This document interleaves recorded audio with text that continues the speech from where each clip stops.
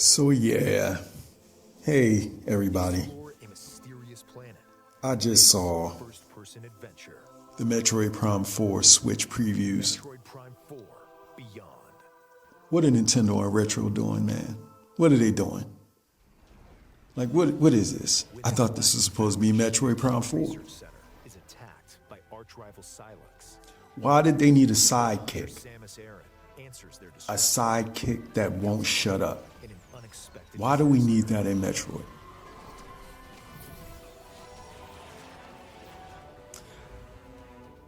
Watching a couple of videos on YouTube, I have to agree with a lot of people that hate this guy.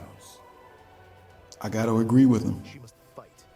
This is not Metroid, man. Samus does not need a sidekick. You know what this reminds me of? This reminds me of Blade. How did the Blade franchise get screwed up? Wesley Snipes created a formula that worked. You kill it when you give him a sidekick. And they didn't just give him one, they gave him two. Two sidekicks he didn't need with a stupid story.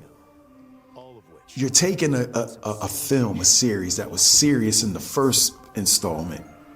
Then you water it down and turn it into a comedy in the third installment. It didn't work. And we haven't had anything good in regards to Blade and Hollywood since. I'm not even going to talk about the Blade TV show because that was a disgrace. I don't want to see Metroid end up like this. I don't want to see that. That's not Metroid. Samus is supposed to be the baddest intergalactic hunter, warrior, bounty hunter in the galaxy. She doesn't need a sidekick that's going to sit there and explain to her things that she already knows. There are more creative ways that Nintendo and Retro Studios could have introduced the functions of Metroid Prime to a new audience. There are far better ways they could have implemented that. This is not it.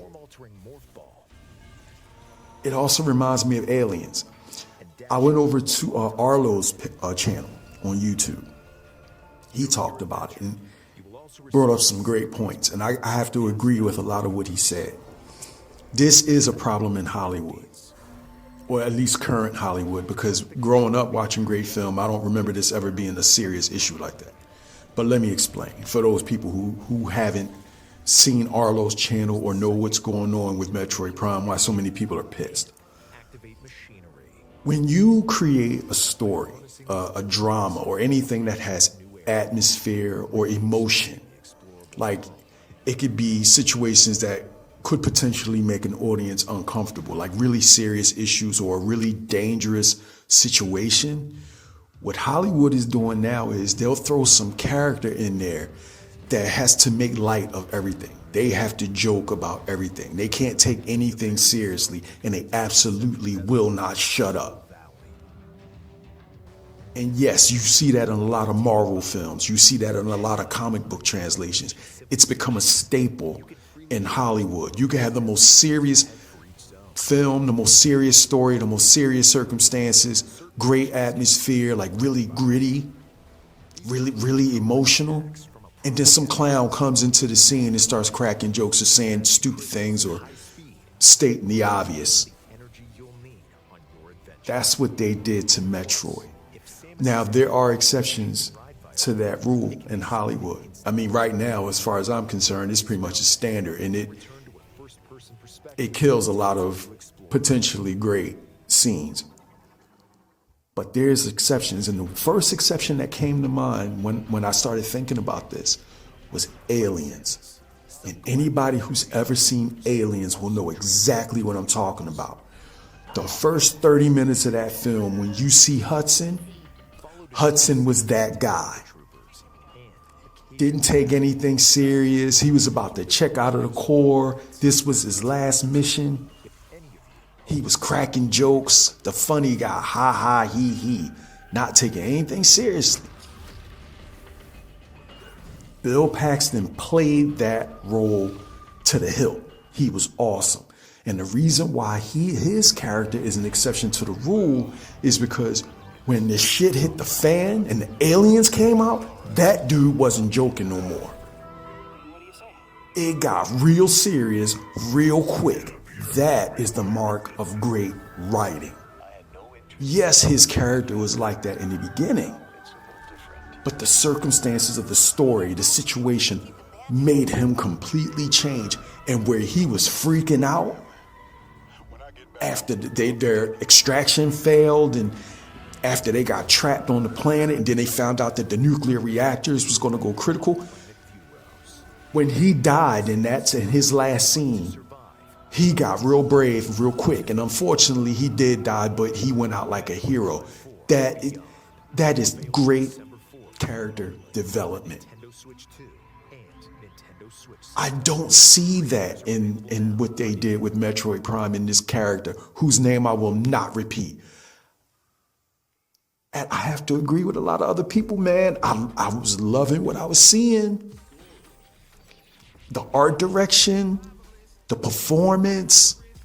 I got mixed feelings about the bike, but we're gonna see how that plays out. But it felt like Metroid Prime, the Metroid Prime that we've been waiting for almost 2 decades.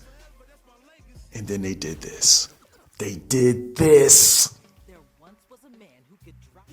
So yeah, I have to agree with a lot of other people, man. I'm not feeling this. I was really looking forward to Metroid Prime 4, and I see kind of why they didn't really reveal much of it for so long.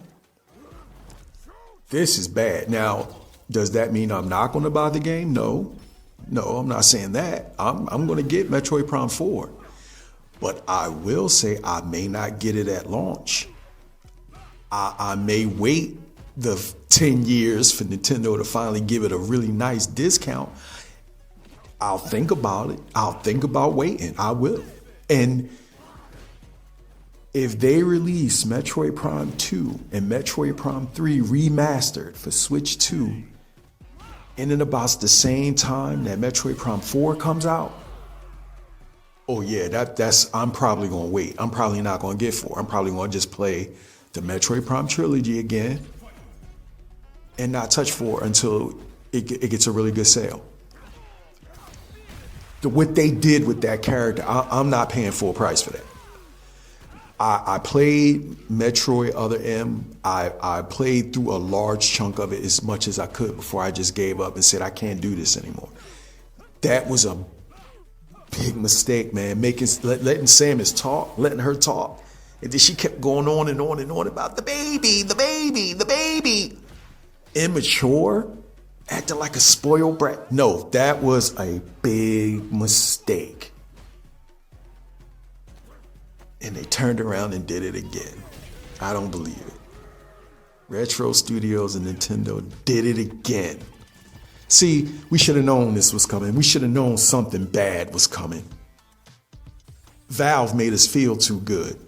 Valve got us excited again. They came out of left field and threw a haymaker, and everybody was feeling great, feeling good, had something really nice to look forward to in early 2026. It was too good to be true. There had to be a lemon somewhere. Why did it have to be Metroid 4? Why Metroid Prime 4? Why did it have to be that? Oh my goodness. Okay. That's all I got, man. That just took the wind out of my sails, man. Jesus Christ. Can't these people do anything right? Like and subscribe if this was informative for you in any way. But if you're keeping up on Switch 2 releases for the end of the year, I'm pretty sure you're going to come across some content that's talking about this, because for Switch 2, the only thing left for the year, really, is Kirby Air Ride and Metroid Prime 4. So if you ain't down with Kirby, Metroid Prime 4 is it. And look, we can't even kill the guy. I wouldn't feel so bad if I could kill him. He dies, the game is over. You can't let him die. Oh, this sucks. Okay, that's it. I'm out.